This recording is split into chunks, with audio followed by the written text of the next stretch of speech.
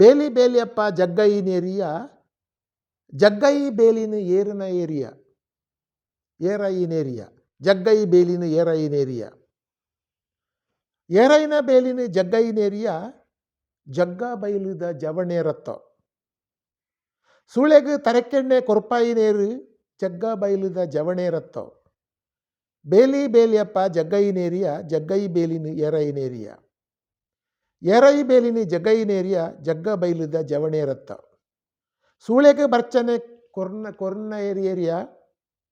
ಕೊರ್ನೈನೇರಿಯ ಹಾಗೆ ಅಂಚನೆ ಸೂಳೆಗೆ ಮಲ್ಲಿಗೆ ಸೂಳೆಗೆ ಸಂಪಿಗೆ ಇಂಚೆ ಬರ್ಪಡು ಹಾಗೆ ಹಾಗೆ ಮುಂದೆ ಹೋಗ್ತಾ ಇದ್ದು ಬೇರೆ ಬೇರೆ ಬೇತೆ ಬೇತೆ ನಮೂನೆದ ಪೂನು ಏರು ಕೊರ್ನೆ ಅಂತ ಎಲ್ಲ ಬಂದು ಅದು ದೀರ್ಘವಾಗಿ ಅದು ಹೋಗ್ತದೆ ಇದು ಅಂದರೆ ಇಲ್ಲಿ ನಾವು ಗಮನಿಸಬೇಕಾದದ್ದು ಬೇಲಿ ಹಾಕುವುದು ಮತ್ತು ಬೇಲಿಯನ್ನು ತಗ್ಗಿಸುವುದು ಗಂಡಸರು. ಆ ಬೇಲಿಯ ಒಳಗೆ ಬಂಧಿಗಳಾಗಬೇಕಾದವರು ಹೆಂಗಸರು. ಹೆಣ್ಣಿಗೆ ಪ್ರಿಯವಾದ ವಸ್ತುಗಳನ್ನು ಕೊಡ್ತಾರೆ, ಎಲ್ಲ ಬಗೆಯ ಹೂಗಳನ್ನು ಆಭರಣ ತಂದು ಕೊಡ್ತಾರೆ. ಆದರೆ ನೋಡಿ ಅಲ್ಲೊಂದು ಶಬ್ದ ಬರ್ತದೆ, ವೇಶ್ಯೆ ಅನ್ನೋ ಶಬ್ದ ಬರ್ತದೆ. ಈ ಬೇಲಿಯನ್ನು ಹಾಕಿ ಬೇಲಿಯನ್ನು ತಗ್ಗಿಸಿ ಇದನ್ನು ದಾಟುವವರು ಗಂಡಸರು ಎನ್ನುವ ಅರ್ಥದಲ್ಲಿ. ಅವಳಿಗೆ ಅನೇಕ ವಸ್ತುಗಳನ್ನು ಕೊಡುವಂಥದ್ದು ಗಂಡಸರು. ಬಹುಶಃ ಒಂದು ಹೆಣ್ಣು, ಈ ಗ್ರಾಮೀಣ ಪ್ರದೇಶದ ಹೆಣ್ಣು ತನಗಾದ ನೋವು ಏನಿದೆ, ಅಥವಾ ಒಂದು ಸಮಾಜದ ಹೆಣ್ಣು ಮಕ್ಕಳಿಗಾಗುವ ಅನ್ಯಾಯ ಏನಿದೆ, ಒಂದು ಪುರುಷ ಪ್ರಧಾನ, ಅಲ್ಲಿ ಕೂಡ ಅಷ್ಟೇ ಗಂಡಸರೇ ಪ್ರಧಾನ, ತಾನೆ ಯಜಮಾನರು ಗಂಡಸರೇ, ಕೆಲಸ ಮಾಡುವವರು ತಾನೆ ಹೆಂಗಸರು ಇರುವಂಥದ್ದು. ಅಂದರೆ ಈ ಬಗೆಯ ಕವಿತೆಗಳನ್ನು ನಾವು ನೋಡುವಾಗ ಇದು ಮೇಲ್ನೋಟಕ್ಕೆ ಸರಳವಾದ ರಚನೆಗಳಂತ ಕಂಡರೂ ಕೂಡ ಇದರಲ್ಲಿ ವಿಶೇಷವಾಗಿ ಅನೇಕ ಸಾಮಾಜಿಕವಾದ, ಕೌಟುಂಬಿಕವಾದ ಸಂಬಂಧಗಳು, ಸಂಘರ್ಷಗಳನ್ನು ನಾವು ಕಾಣ್ತೇವೆ. ಅನೇಕ ಹಾಡುಗಳು, ಒಂದೆರಡಲ್ಲ, ಇನ್ನು ಅನೇಕ ಹಾಡುಗಳನ್ನು ನಾವು ಈ ನೆಲೆಯಲ್ಲಿ ನೋಡಬಹುದು ಕವಿತೆಗಳ ದೃಷ್ಟಿಯಿಂದ. ನಾನೀಗ ಹೇಳಿದಾಗೆ ವಿಶೇಷವಾಗಿ ಅದು ಮಹಿಳೆಯರ ಜಗತ್ತನ್ನೇ, ಮಹಿಳೆಯರ ಬದುಕನ್ನೇ ಕುರಿತಾದದ್ದು ಎನ್ನುವಂಥದ್ದು ಮುಖ್ಯವಾದದ್ದು. ನೀವು ದುಡಿ ಕುಣಿತಕ್ಕೆ ಬಂದರೆ, ನಾನಾಗ ಹೇಳಿದಾಗೆ ಆಟಿಕಳಿಂಜ, ಕರಂಗೋಲು ಇಂಥ ಇದಕ್ಕೆಲ್ಲ ಬಂದರೆ, ಈಗ ಕರಂಗೋಲು ಆಟಿಕಳಿಂಜ ಅಲ್ಲಿ ಹೆಚ್ಚು ಮಾತಾಡೋದಿಲ್ಲ, ಯಾಕೆಂದರೆ ಅದು ಮಾರಿ ಓಡಿಸುವಂತಹ ಒಂದು ಕುಣಿತ ಅಂತ. ಅದರಲ್ಲಿ ಕರಂಗೋಲು, ಚೆನ್ನು, ಆಟಿಕಳೆಂಜ, ಪಿಲಿಪಂಜಿ ಇದಕ್ಕೆಲ್ಲ ಸ್ವಲ್ಪ ಮಾಂತ್ರಿಕವಾದ ಒಂದು ಆಶಯ ಉಂಟು. ಆದರೆ ಕೆಲವು ದುಡಿ ಕುಣಿತಗಳನ್ನು ನೋಡಿದರೆ ಅಲ್ಲಿಯೂ ಕೂಡ ಮತ್ತೆ ಅದು ಗಾಣಂತಾಲು, ತಾಲಿಪದ್ಯ, ತಾಲಿಪದ, ವೆಂಕಮಕ್ಕ, ಬೈರಿ, ದರನೆ, ಮಾಣಿನಾಗೆರು, ಉರಿಕುಡ್ಪೆಲೆ, ದಾರಿಲೋ ಈ ಮೊದಲಾದ ದುಡಿ ಕುಣಿತಗಳನ್ನು ನೀವು ನೋಡಿದರೆ ಎಷ್ಟು ಶಕ್ತಿಯುತವಾಗಿ, ನಾನು ಆಗ ಹೇಳಿದಾಗೆ ಪ್ರತಿಮಾತ್ಮಕವಾಗಿ ಅಥವಾ ರೂಪಕಾತ್ಮಕವಾಗಿ ಅವರ ನೋವನ್ನು ಹಂಚಿಕೊಳ್ತಾರೆ ಅಂತ. ಒಂದು ಪದ್ಯ ಬೇಕಾದ್ರೆ ನೋಡುವ ನಾವು, ದರನೆ ಅಂತ ಹೇಳುವ ಒಂದು ಹಾಡು. ಬಾರು ಬೈಪಾದು ಪಾಡೊಂಡಲು ಒಪ್ಪೆ ದರಾನೆ, ಅದಕ್ಕೊಂದು ಲಯ ಉಂಟು. ಅದಕ್ಕೆ ಬಾರು ಬೈಪಾದು ಪಾಡೊಂಡಲು ಒಪ್ಪ ದರಾನೆ, ಕಕ್ಕೆ ಮೈರು ದೇರೊಂಡಲು ಒಪ್ಪ ದರಾನೆ, ಬೆಂಗದ ಉಜ್ಜೆರೋ ಲೊಪ್ಪ ದರಾನೆ, ಕಲ್ಲ ನೆಲ ಕುರಿಂಡ ಲೊಪ್ಪ ದರಾನೆ, ಕುಂಟಿ ಮೈಪುಂದ ಲೊಪ್ಪ ದರಾನೆ, ಪಟಪಟ ಪುಡೆತಂಡ ಲೊಪ್ಪ ದರಾನೆ, ಪುಡೆತ್ತಲು ಒಪ್ಪ ದರಾನೆ ಅಂತ ಹಾಗೆ ಹೋಗೋದು. ಅಂಚಿಡ್ದೇರು ಬೌದೇರು ಲೊಪ್ಪ ದರಾನೆ, ಇಂಚಿಡ್ದೇರು ಬೌದೇರು ಲೊಪ್ಪ ದರಾನೆ, ಕಣ್ಣ ಬಾಸೆ ಮಲ್ತೊಂಡೇರು ಲೊಪ್ಪ ದರಾನೆ, ಪಗರು ಮಲ್ತೊಂಡೇರು ಲೊಪ್ಪ ದರಾನೆ, ಪರ ಇಲ್ಲಗ ನೂರೊಂಡೇರು ಲೊಪ್ಪ ದರಾನೆ, 10 ಮಲಂಕನಿ ಪಾಡೊಂಡೇರು ಲೊಪ್ಪ ದರಾನೆ, ಬೇರು ಬೇರು ಪಾಡು ಬೇರು ಲೊಪ್ಪ ದರಾನೆ, ಅಲ್ಕದಲ್ಕು ಬೂರು ಬಲು ಲೊಪ್ಪ ದರಾನೆ, ಉಲಾಯಿಪೋದು ಪೆದೈ ಬನ್ನಗ ಲೊಪ್ಪ ದರಾನೆ, ಬಂಜಿನಾಲು ಆಯಲುದಾನೆ ಲೊಪ್ಪದರಾನೆ. ದೇವರೊಟ್ಟಿಗೆ ಸೇರೊಂಡಲು ಲೊಪ್ಪದರಾನೆ, ಭೂತಲೊಟ್ಟಿಗೂ ಸೇರೊಂಡಲು ಲೊಪ್ಪದರಾನೆ. ಅಲ್ಲಿ ಒಪ್ಪ ಸೇರೊಂಡಲು ಅಂತೇಳಿ ಒಪ್ಪ ಅಂದರೆ ಅಯ್ಯೋ ಅಂತ ಅರ್ಥ. ಅಂದರೆ ಅಯ್ಯೋ ಅಂತ, ಅಯ್ಯೋ ದರನೆ ಇದು, ಅಥವಾ ಅಮ್ಮ ಅಂತ ಹೇಳ್ಬೋದು ಬೇಕಾರೆ. ಕನ್ನಡದಲ್ಲಿ ನೋಡಿ, ಭತ್ತ ಬೇಯಿಸಿ ಹಾಕಿದಳು ಓ ಅಮ್ಮ ದರಾನೆ, ಕಾಗೆ ನವಿಲು ಅಟ್ಟಿದಳು ಓ ಅಮ್ಮ ದರಾನೆ. ಬೇಂಗ ಮರದ ಒನಕೆ ಓ ಅಮ್ಮ ದರಾನೆ, ಕಲ್ಲ ನೆಲಗುಳಿ ಕುಟ್ಟಿದಳು ಓ ಅಮ್ಮ ದರಾನೆ. ಇದು ಭತ್ತ ಕುಟ್ಟುವ ಒಂದು ಸನ್ನಿವೇಶ ನೋಡಿ. ಚಿತ್ರ ಇಡೀ ಭತ್ತ ಕುಟ್ಟುವ ಒಂದು ಸನ್ನಿವೇಶ ಇದೆ. ಅವಳು ಭತ್ತ ಬೇಯಿಸಿ ಒಣಗಿಸಿ ಭತ್ತ ಕುಟ್ಟಿ ಅಕ್ಕಿ ಮಾಡುವ ಒಂದು ಚಿತ್ರ ಸಂದರ್ಭ. ಇಡೀ ಕವನ ಇರುವುದು ಆ ವಿವರಗಳೇ ನೋಡಿ. ಕುಳ್ಳಿ ಪೊರಕೆ ಹಿಡಿದಳು ಓ ಅಮ್ಮ ದರಾನೆ, ಪಟಪಟ ಕೇರಿದಳು ಓ ಅಮ್ಮ ದರಾನೆ.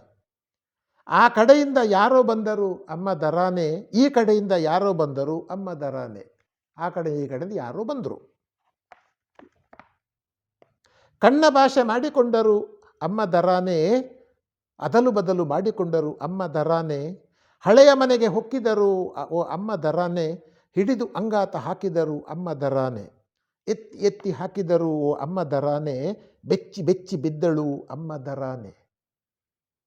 ಒಂದು ಒಂದು ದೃಷ್ಟಿಯಿಂದ ಅವಳ ಮೇಲಾಗುವ ಒಂದು ಲೈಂಗಿಕ ಆಕ್ರಮಣವನ್ನು ಎಷ್ಟು ಶಕ್ತಿಯುತವಾಗಿ ಹೇಳ್ತಾಳೆ ನೋಡಿ ಅವಳು. ಎತ್ತಿ ಎತ್ತಿ ಹಾಕಿದರು ಅಮ್ಮ ದರಾನೆ, ಬೆಚ್ಚಿ ಬೆಚ್ಚಿ ಬಿದ್ದಳು ಅಮ್ಮ ದರಾನೆ. ಯಾಕೆಂದರೆ ಮುಂದೆ ಬರ್ತಾ ನೋಡಿ, ಒಳಗೆ ಹೋಗಿ ಹೊರಗೆ ಬರಲು ಅಮ್ಮ ದರಾನೆ, ಏನು ಅವಳ ಹೊಟ್ಟೆ ಬಂಜಿನಾಲ, ಅವಳು ಗರ್ಭಿಣಿ ಆಗ್ತಾಳೆ ನೋಡಿ. ಆ ಪದದಿಂದಾಗಿ ನಮ್ಗೆ ಗೊತ್ತಾಗುವುದು ಅಲ್ಲಿ ಒಂಥರದ ಲೈಂಗಿಕ ಆಕ್ರಮಣ ಆಗಿರಬೇಕು ಅಂತ. ಆಮೇಲೆ ಏನಾಯಿತು, ದೇವರ ಜೊತೆ ಸೇರಿದಳು ಅಮ್ಮ ದರಾನೆ, ಭೂತ ಜೊತೆ ಸೇರಿದಳು ಅಮ್ಮ ದರಾನೆ.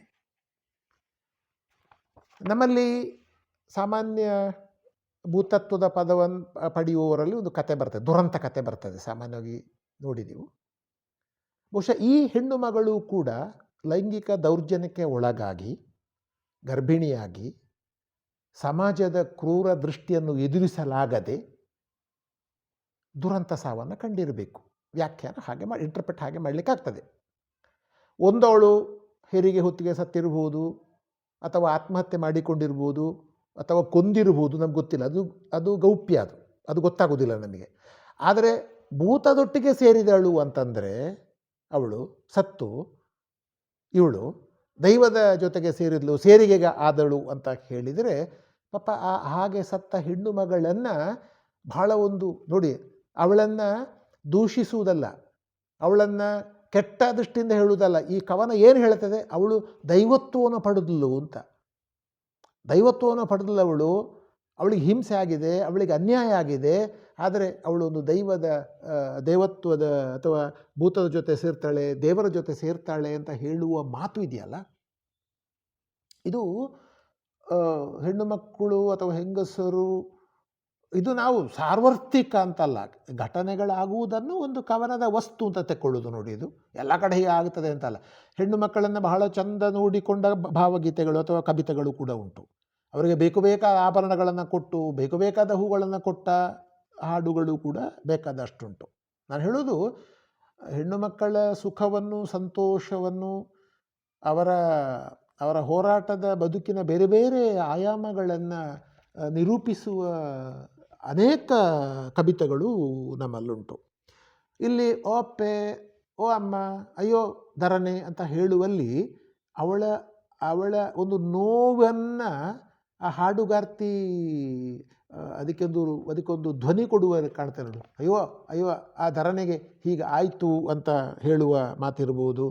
ನಾನೀಗ ಹೇಳಿದ ಹಾಗೆ ಕೊನೆಗೆ ಅವಳು ದೈವ ವಶವಾದಳು ಅಂತ ಹೇಳುವಾಗಲೂ ಕೂಡ ಅವಳಿಗೊಂದು ಅಲೌಕಿಕ ಪದವಿಯನ್ನು ಕೊಡುವಂಥದ್ದು ಇರಬಹುದು. ಹಾಗಾಗಿ ಈ ಹಾಡುಗಳು ಒಂಥರ ಸಮುದಾಯದ ಧ್ವನಿ. ಇದು ನಾನು ನೋಡಿ, ನೀವು ಗಮನಿಸಬೇಕಾದ್ದೇನೆಂದರೆ, ಈ ಹಾಡುಗಳು ಒಬ್ಬೊಬ್ಬರು ಹಾಡುವುದಲ್ಲ, ಇದು ಸಮುದಾಯ, ಒಟ್ಟು ಒಂದು ಗುಂಪು ಹಾಡುವುದು. ನಮ್ಮಲ್ಲಿ ಭಾವಗೀತೆಗಳು ಒಬ್ಬ ಕವಿಯ, ಒಬ್ಬ ರಚನೆಕಾರನದ್ದು. ಈ ಕವಿತೆಗಳಿದೆಯಲ್ಲ, ದುಡಿಕುಣಿತಗಳಿದೆಯಲ್ಲ, ಇವುಗಳು ಒಂದು ಸಮುದಾಯದ, ಒಂದು ಕಮ್ಯುನಿಟಿ ವಾಯ್ಸ್ ಅಂತ ಹೇಳ್ತೇವೆ ನಾವು. ಒಂದು ಸಮಾಜದ, ಒಂದು ಸಮುದಾಯದ ಒಂದು ಸಾಮುದಾಯಿಕ ಸಮೂಹ ಧ್ವನಿಯನ್ನು ಇದರಲ್ಲಿ ಕೇಳ್ತೇವೆ ನಾವು. ಹಾಗೆ ಕವಿತೆಗಳು ನಮಗೆ ಯಾಕೆ ಮುಖ್ಯ ಆಗ್ತವೆ ಅಂತಂದರೆ, ನಮ್ಮ ಕೃಷಿ ಸಂಸ್ಕೃತಿಯ, ಬೇಸಾಯದ ಏನು ಕಾಲಘಟ್ಟದ ಜನರ ಕಷ್ಟಗಳನ್ನು ಹೇಳ್ತದೆ, ಅವರ ದುಡಿಮೆಯನ್ನು ಹೇಳ್ತದೆ, ಅವರ ನೋವುಗಳನ್ನು ಹೇಳ್ತದೆ. ನಾನು ಆಗ ಹೇಳಿದಾಗೆ ಒಂದು ಕನಸುಗಳ ಮೆರವಣಿಗೆಯನ್ನು ನಾವಿಲ್ಲಿ ನೋಡ್ತೇವೆ. ಹಾಗಾದರೆ ಇದರಲ್ಲಿ ಒಂದು ಪ್ರತಿಭಟನೆಯ ಅಂಶ ಇಲ್ಲವೋ ಅಂತ ನಾವು ನೋಡ್ಬೋದು. ಇದರಲ್ಲಿ ಪ್ರತಿಭಟನೆಯ ಅಂಶ ಇಲ್ಲವೋ ಅಂತ. ಬಹುಶಃ ಪಾಡ್ದನಗಳಲ್ಲಿ ಇರುವಷ್ಟು ಪ್ರಮಾಣದಲ್ಲಿಲ್ಲ. ಯಾಕಂದರೆ ಇದೊಂದು ಕ್ಷಣದ, ಈಗ ನಿಮಗೆ ಈಗ ಧರಣೆಯಂಥ ಒಂದು ಹಾಡಿನಲ್ಲಿ ಅವಳ ನೋವನ್ನು ಹೇಳುವುದೇ ನಮ್ಮಲ್ಲಿ ಒಂದು ಬಗೆಯ ವಿಷಾದವನ್ನು ಉಂಟು ಮಾಡ್ತದೆ. ಅಂದರೆ ಅನೇಕ ಕವಿತೆಗಳು ನಮ್ಮಲ್ಲಿ ಒಂದು ಬಗೆಯ ವಿಷಾದವನ್ನು ಅದು ಹುಟ್ಟು ಹಾಕ್ತವೆ. ಈ ಕಾವ್ಯ ವಿಮರ್ಶೆ ಮಾಡುವಾಗ ಒಂದು ಮಾತು ಉಂಟು, ಒಂದು ಅತ್ಯುತ್ತಮ ಕವನ ಯಾವುದು, ಒಂದು ಅತ್ಯುತ್ತಮ ಕಾವ್ಯ ಯಾವುದು, ಒಂದು ಅತ್ಯುತ್ತಮ ಕೃತಿ ಯಾವುದು ಅಂತ ಕೇಳುವಾಗ ಅದು ಓದುಗನಲ್ಲಿ ಒಂದು ವಿಷಾದವನ್ನು ಉಂಟು ಮಾಡಬೇಕು ಅಂತ ಹೇಳ್ತಾರೆ. ಅದು ಒಂದು ಗುಣ, ಅದು ಮನಸ್ಸನ್ನು ಇಡೀ ಅದು ಆವರಿಸಿ ಬಿಡ್ತದೆ. ಅದು ನಮಗೆ ಒಂದು ಈಗ ಈ ಹಾಡನ್ನು ಕೇಳಿದ ಮೇಲೆ ಒಂದು ಸ್ವಲ್ಪ ಹೊತ್ತು ಧರಣೆ ನಮ್ಮ ಮನಸ್ಸಿನ ಒಳಗೆ ತುಂಬಿಕೊಂಡಿರ್ತಾಳೆ, ಮನಸ್ಸನ್ನು ಆವರಿಸಿ ಬಿಡ್ತಾಳೆ. ಹಾಗಾಗಿ ಈ ಕವಿತೆಗಳನ್ನು ನಾವು ತುಳು ಮಹಿಳೆಯರ, ಸ್ತ್ರೀ ಸಮುದಾಯದ ಅಂತರಂಗದ ಧ್ವನಿ ಅಂತ ತಿಳ್ಕೊಳ್ಬೇಕು. ಎಲ್ಲಕ್ಕಿಂತ ಹೆಚ್ಚಾಗಿ ಇದು ಅವರೊಂದು ಮನೋಧರ್ಮವನ್ನು ಸೂಚಿಸ್ತದೆ. ಕೆಲಸದ ಬಗ್ಗೆ, ನೆಲದ ಬಗ್ಗೆ ಒಂದು ಮನೋಧರ್ಮವನ್ನು ಸೂಚಿಸ್ತದೆ.